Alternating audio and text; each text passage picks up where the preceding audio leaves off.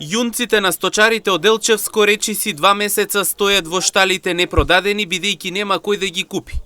Маријан Стојевски, еден од нив, вели дека по проблемите со млекото сега целосно запрел и откупот на јунци и телиња, па секој нов ден за нив носи нови трошоци и давачки. Додека домашното месо нема кој да го купи, тие тврдат дека пазарот е преплавен со ефтино увозно месо. Ако наскоро не се најде решение, Маријан е дециден дека многу сточари ќе бидат принудени да се откажат од оваа работа. И самиот тој вели дека нема решение и дека единствено нешто што му доаѓа на уме да продаде се што има. Па наидуваме на голем проблеми со откупот на јунци. Исто испадна проблемот со јунци како и со млекото. Имам околу 30 јунци, некаде од 300 до 500 и 550 килограми. У последните месец-два нема никаква побарувачка со јунците и со телињата.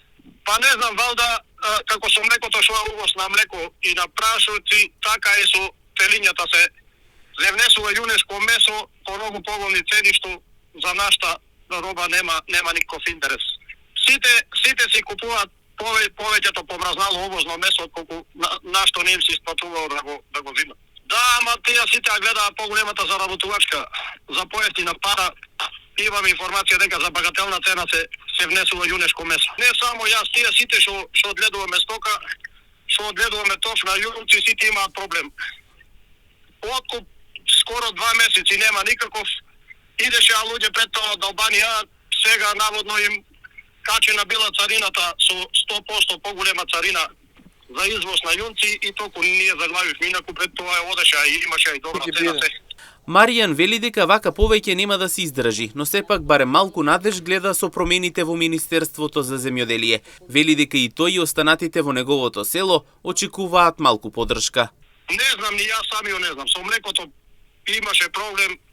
Скоро, може нешто е решено, може уште ништо не е решено. Со млекото, со јунците уште поголем проблем. Давачки многу. Државата наместо да не стимулира, јас сум млад земјоделец, да не стимулира повеќе да работиме, последната енергија трошиме за работа, последната енергија. Дефинитивно пропадање. Не знам до кога ќе оди и како ќе оди, ама у секое време ми иде само да се најде купеци, крави, телиње, јунци, скроз се да откачам и доста. Имаме надеж и у новиот министер, видејте се добар.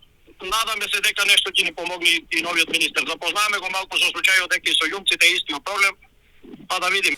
Инаку ситуацијата останува да се види дали ќе се реши во следниот период. Доколку нема решение и спас, Маријан е решен целосно да престане да се занимава со оваа гранка.